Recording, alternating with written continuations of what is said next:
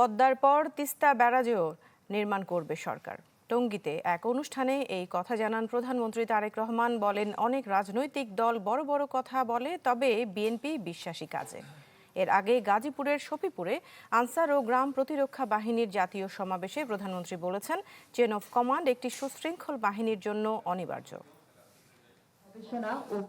গাজীপুরের টঙ্গীতে জাতীয় দুর্যোগ ব্যবস্থাপনা গবেষণা ও প্রশিক্ষণ ইনস্টিটিউট ভবনের ভিত্তিপ্রস্তর স্থাপন অনুষ্ঠান বুধবার। তাতে যোগ দেন প্রধানমন্ত্রী তারেক রহমান। এরপর কথা বলেন সুধী সমাবেশে। তার বক্তব্যে উঠে আসে পদ্মা ও তিস্তা ব্যারেজ প্রকল্পের কথা। বলেন, কথা নয়, বিএনপি কাজে বিশ্বাসী। পদ্মা ব্যারেজ এই জন্য আমরা তৈরি করব যে সীমান্তের ওপারে তারা ব্যারাজ তৈরি করা, বাঁধ তৈরি করার মাধ্যমে বিভিন্নভাবে পানি তারা নিচ্ছে, কিন্তু আমাদের কাছে যেই পানিটি আসছে শুকনো মৌসুমে হয়তো আমরা কম পাচ্ছি।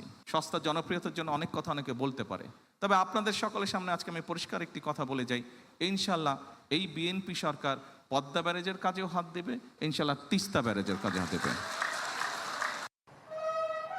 ঈদ আসবে, সাথে ক্যাশব্যাকও আসবে। নিজের বা প্রিয়জনের জন্য কেনাকাটায় এবারও নগদ পেমেন্টে পাচ্ছেন দারুণ ক্যাশব্যাক। তাই যাই কিনুন, পেমেন্ট করুন নগদে।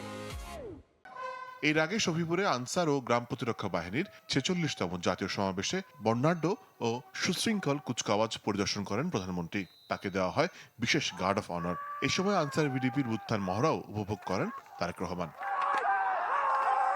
পরে বাহিনীর সদস্যদের উদ্দেশ্যে প্রধানমন্ত্রী বলেন, শৃঙ্খলা ও চেইন অফ কমান্ড একটি সুশৃঙ্খল বাহিনীর জন্য অনিবার্য। শৃঙ্খলা ভঙ্গ হলে বাহিনীর প্রতি জনমনে আস্থার সংকট দেখা দেয়।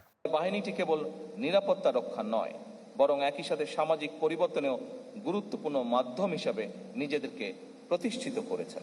আনসার ভিডিপি নিয়মিত কার্যক্রমের পাশাপাশি প্রযুক্তিগত দক্ষতা বৃদ্ধি এবং কর্মসংস্থান সৃষ্টির ক্ষেত্রেও ভূমিকা পালন যা ইতিবাচক। যে কোনো দেশেই যে কোনো সুশৃঙ্খল বাহিনীর জন্য অনিবার্য এবং অবশ্যই পালনীয় নীতি রয়েছে, চেইন অফ কমান্ড এবং ডিসিপ্লিন মেনে চলা। এই দুটি বিষয়ে সামান্যতম অবহেলা পরিলক্ষিত হলেও কোনো একটি বাহিনী সুশৃঙ্খল বাহিনী হয়ে উঠতে পারে না। আপনাদের এই বিষয়টি গভীরভাবে মনে রাখতে হবে। কোনো বাহিনীর মধ্যে ডিসিপ্লিনের অভাব পরিলক্ষিত হলে তাদের সম্পর্কে জনমনে আস্থার সংকট সৃষ্টি হয়।